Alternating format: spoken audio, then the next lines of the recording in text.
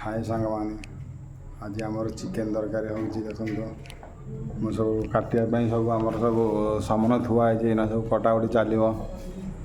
पियाज टमाटर मुझे बाछिकी रखी बर्तमान देखते थुआ है सब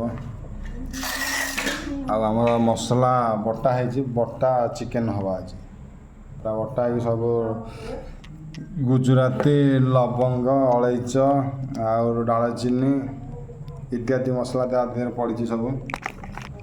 चलो पियाज काटिबा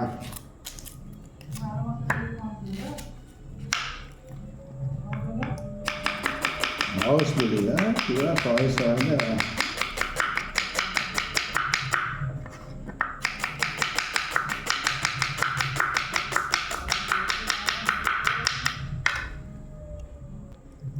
देखो तो सांग मैंने कि पियाज काटिक मो आखिर हालत क्या कौन है देखो कि लुह बहुत मोर बर्तमान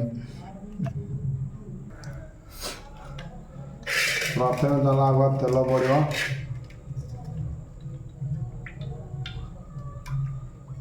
तेल 2 किलो मांस है से हिसाब से आप हिसाब से पकेब तेल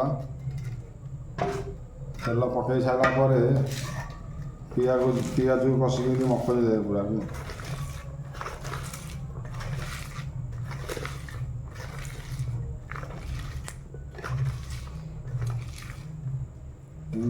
कचिक रखीदे तापर चिकेन आगुआ पकईबे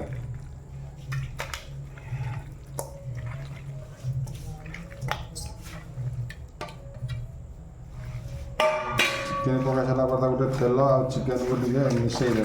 भल भाव मिसई सारापर पियाज पकईबे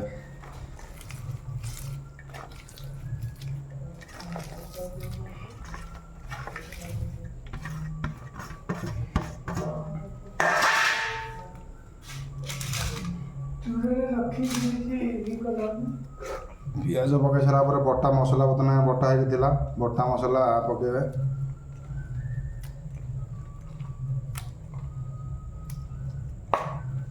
आउे टमाटर कंचा लंका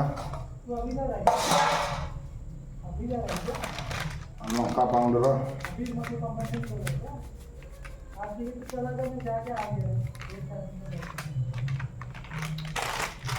हल्दी पाउडर धनिया पाउडर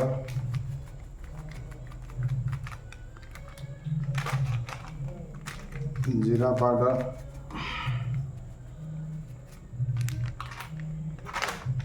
गरम मसला पाउडर तेजपत्र 3 आड़ पकई देता गोटा दालचीनी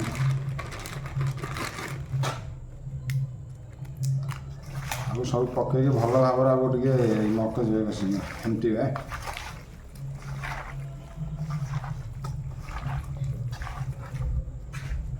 लुण लुण तुम हिसाब से पकड़ ना अधिक पकड़े पुणी लुणिया हो खाया भल लगे सब टेस्ट मारदब सब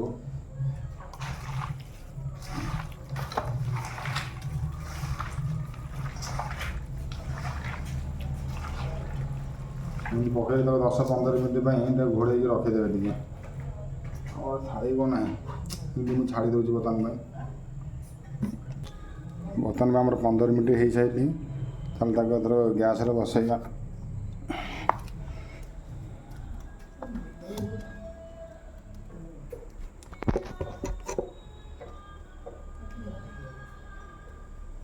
गैस टा ऑन कली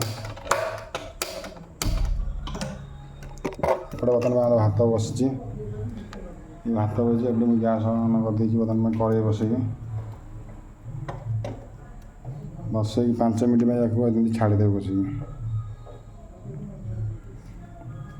5 मिनट छाड़ी खाली ये करेंगे कौन कल पिता भल कि मारे खाली 5 मिनट 2 मिनट छाड़ी खाली पिता बर्तमान खाली मारी चलिए